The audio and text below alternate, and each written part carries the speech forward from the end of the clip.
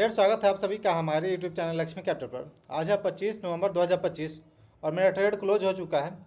तो जिस प्रकार डेली ट्रेड क्लोज होने के बाद आपके साथ अपडेट शेयर करते हैं, ट्रेड लेने के पीछे का लॉजिक शेयर करते हैं, क्या ट्रेड लेने के पीछे का लॉजिक था, क्या थिंकिंग था, कैसे हमने ट्रेड किया, हर एक चीज़ हम डिटेल में शेयर करते हैं। तो चैनल में पहली बार आए तो चैनल को सब्सक्राइब कर लीजिए, वीडियो को लाइक करिए ताकि आपको बिल्कुल इंट्राडे ट्रेडिंग कैसे किया जाता है, सही अप्रोच में, सही मार्केट में कैसे ट्रेड करना चाहिए, हर एक चीज़ हम अपने चैनल पे शेयर करते हैं। क्या परफॉर्मेंस रहती है, हर एक बात हम शेयर करते हैं।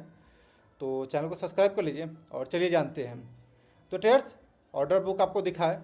तो 10:11 पे हमने श्री राम फाइनेंस के अंदर में 80 क्वांटिटी से इंटर किया था 334 रुपये के पास में, और 2:31 पे हमने इसे एग्जिट कर दिया 836 रुपये के पास में। हमको एग्जिट करना पड़ा 836 रुपया 25 पैसा के पास। देन इसका स्टॉप लॉस 831 रुपया 70 पैसा के पास था, जिसको कि कैंसिल कर दिए। लगभग 3.5 रुपये के आसपास कहीं स्टॉप लॉस था। छोटा सा रिस्क के साथ ही हम प्ले करने का कोशिश कर रहे हैं फिलहाल अभी। यार आप देखेंगे ट्रेड्स कि यहाँ पे 180 रुपया के माइनस प्लस में ही हम क्लोज किए ट्रेड को। चलिए चार्ट पे आते आपको समझाते हैं कि ट्रेड्स आज के दिन पे इंट्राडे में मेरे पास AU bank, Shriram finance, ICICI Lombard, ये था 3 स्टॉक में रडार पे, जिसमें कि एक फेडरल बैंक भी था। तो Federal Bank back to back upside की ओर रनिंग दिया, तो फिर हम उसमें मिस कर दिए ट्रेड और इंटर नहीं कर पाए। फेडरल बैंक तो 3% काफ़ी अच्छा अपसाइड को मूवमेंट दिया, बट हम इसमें इंटर नहीं कर पाए।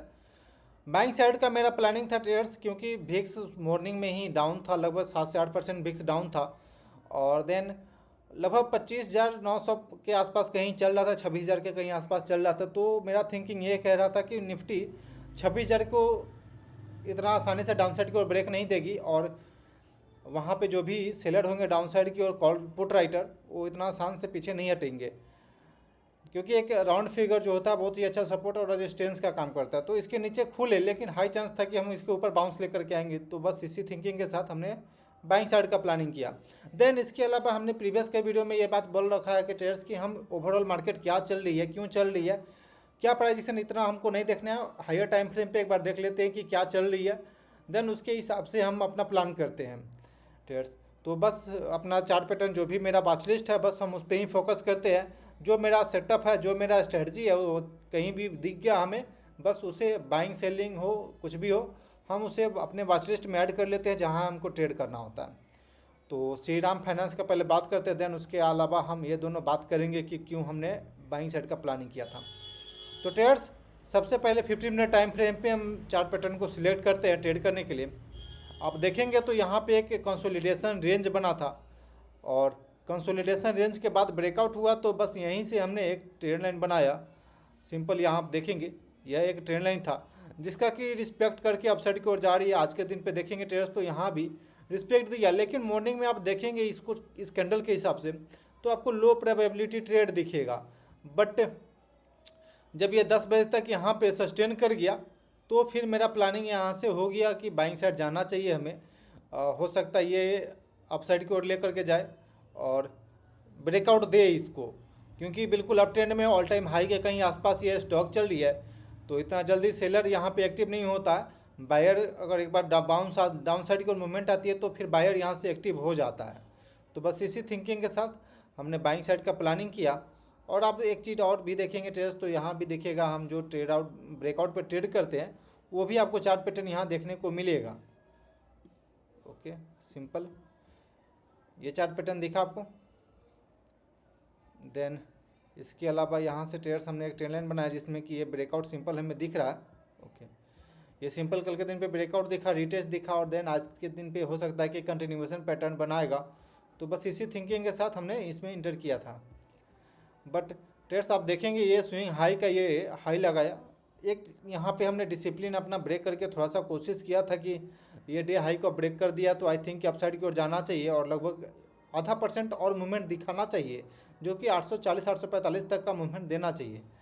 तो हम पहले इंटर किए थे 834 रुपया के पास, आपको दिखाते ऑर्डर बुक। पहले 834 के पास हम इंटर किए, और देन इनिशियली मेरा स्टॉप लॉस लगभग 6 से 7 रुपया के आसपास कहीं आ रहा था। डे लो का हम स्टॉप लॉस रखते हैं, और 6 से 7 रुपया तक का टारगेट भी हम अचीव करने की कोशिश कर रहे थे। लगभग 845 के आसपास कहीं मेरा टारगेट का प्लानिंग था, बट 840 के पास से ही डाउन साइड की ओर मूवमेंट दे दिया और यहाँ पे एक रेजिस्टेंस लाइन भी था। तो आप देखेंगे ट्रेस, तो यहाँ से हम लगभग यहाँ 10 बजे कुछ इंटर किए, इस कैंडल के आसपास इंटर किए और अपसाइड का मूवमेंट दिखाया, देन वापस डाउन साइड की ओर आया। तो ज़्यादा बड़ा क्वांटिटी लेने का कोई प्लानिंग नहीं था मेरा, 80 क्वांटिटी हम इंटर किए, क्योंकि बैक टू बैक हम छुट्टी के बाद आए हैं ट्रेड करने।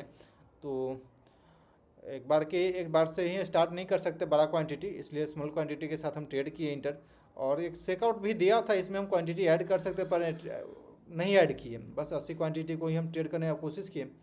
देन ये धीरे धीरे स्लोली करके अपसाइड की ओर गया और इससे स्विंग हाई के पास से कहीं वापस से रिजेक्शन देखने को मिल रहा है यहाँ पे, जहाँ की ये जो आपको एरो दिख रहा है 836 रुपया 25 पैसा के पास हमको एग्जिट करना पड़ा।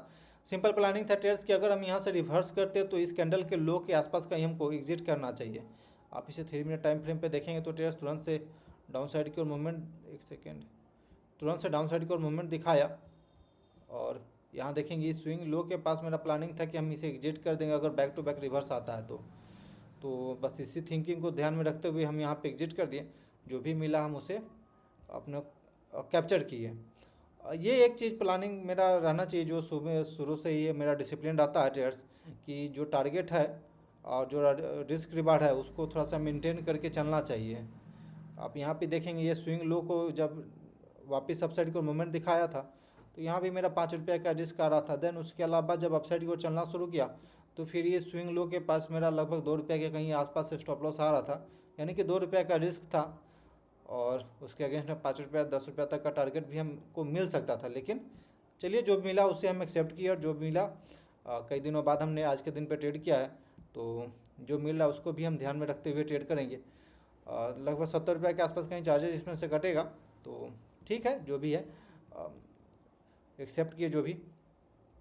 देन ICICI लोम्बार्ड को हमने शॉर्ट साइड का प्लानिंग किया था ट्रेड्स मॉर्निंग में। सिंपल इसमें ब्रेकडाउन दिखा था हमें, बट शॉर्ट साइड नहीं गए। आपको दिखेगा यहाँ पे ट्रेड 9:15 का ये कैंडल है। देन उसके बाद ये आप देखेंगे ये अपसाइड की ओर मूवमेंट दिखा है, लेकिन वापस से सेलर एक्टिव हो गया। तो अगर हम इसके आसपास भी कहीं इसमें इस रेजिस्टेंस के आसपास कहीं अगर हम इंटर करते तो एक अच्छा इसमें टारगेट देखने को मिलता, बट नहीं, उतना अच्छा नहीं इन्फॉर्म बोल सकते हैं, उतना अच्छा ट्रेड नहीं कर पाए। देन एयू बैंक के अंदर में आप देखें ट्रेड्स तो मॉर्निंग में ही 9:15 के बाद खुले, उसके बाद से एक पॉज कैंडल बनाया, देन वापस से अपसाइड की ओर मूवमेंट दिखाया। लेकिन यहाँ पे हम इसमें ट्रेड मेंटेन नहीं कर पा रहे थे, क्योंकि यहाँ पे ही 9:45 के बाद हम ट्रेड मेंटेन करते हैं, मेरा ये रूल और डिसिप्लिन है।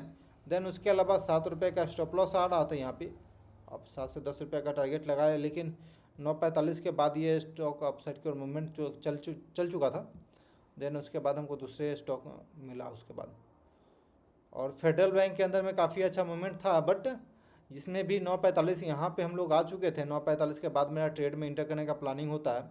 9:45 यहाँ पे आ चुके थे। देन लगभग 250 का स्टॉक है, उसके अगेंस्ट में हमको 3 रुपये का रिस्क मिल रहा है, यानी कि लगभग 1% से ज़्यादा का रिस्क मिल रहा। तो हम ये जल्दी एज्यूम नहीं कर पाते हैं कि इंट्राडे के अंदर में 1% 2% कोई 3% भी मूवमेंट करेगा।